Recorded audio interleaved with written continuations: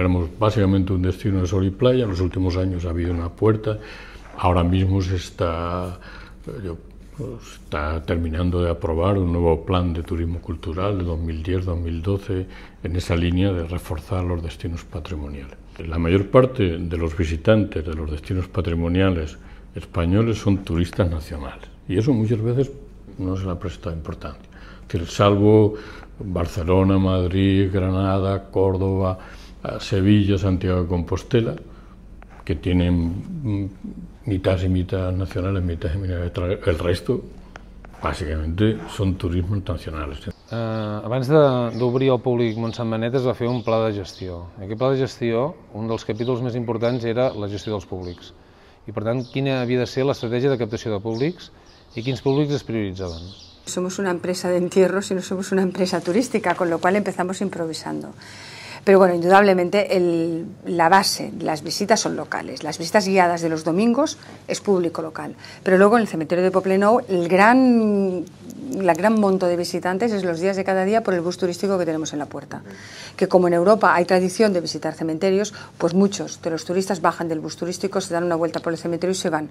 Ahí tenemos, pues mira, un target de unas 300 persones al mes. El museu té un públic que no ve, el no públic, i que amb activitats molt determinades es pot captar i se'ls pot fer descobrir el museu, que segurament, primer, és important que entrin, perquè un cop entrats potser poden descobrir que hi ha coses que són del seu interès. El que s'ha volgut fer aquí és prioritzar el públic nacional. Entenent que el públic internacional ens podríem enganyar molt i pensar que vindria de seguida i vindria massivament, i sabíem perfectament que això no passaria perquè el públic internacional només va a la Pedrera, al Parc Güell o al Museu Dalí.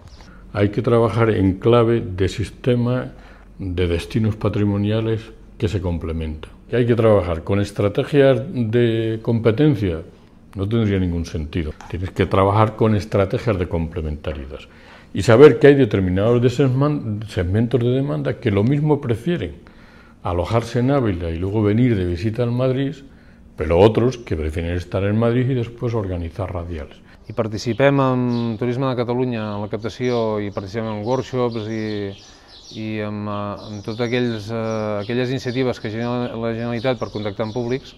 De fet, el públic internacional en aquest moment ens està creixent gràcies a aquest tipus de col·laboracions.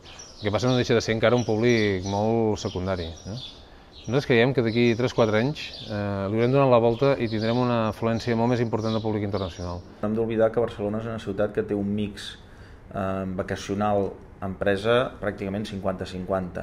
D'aquests vacacionals en genèric, un tant per cent altíssim reconeixen en enquestes que la seva principal motivació ha sigut cultural.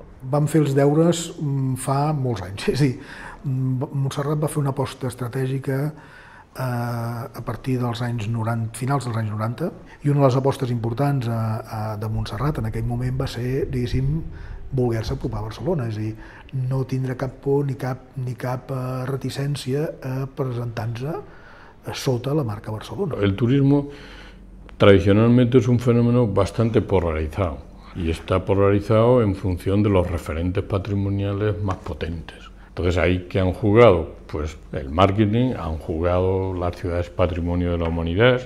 Perquè va, com és lògic, i tots ho han fet així, quan anem a París anem al Louvre, i potser no anem a veure aquell museuet tan interessant que hi ha a tal lloc. De manera que una oferta que no pot tenir la potència, no pot competir amb el Picasso, amb Dalí, amb Gaudí, s'havia de centrar en una primera fase en el públic nacional. El modelo más clásico de turismo, turismo cultural muy vinculado al tema del recurso patrimonio, está avanzando hacia un modelo de turismo cultural donde la oferta cultural, en el sentido amplio del término, no solo la oferta museística, sino la oferta de exposiciones, la oferta de conciertos, la oferta de festivales, de todo tipo, es un elemento clave para el posicionamiento de los destinos y para la complementariedad.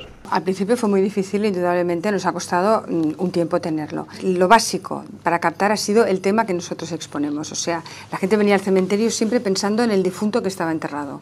En el momento que logramos que vinieran unas cuantas personas y les explicamos la historia de Barcelona a través del cementerio, quedaron tan sorprendidos que fue básicamente el boca a boca lo que nos ayudó a desarrollar esta ruta. La mitja estada de Barcelona és realment curta, en general. Si anem a buscar les estadístiques ens diuen que no arriba a 2 nits, però aquí estem barrejant els que venen per vacacionals i els que venen per empresa.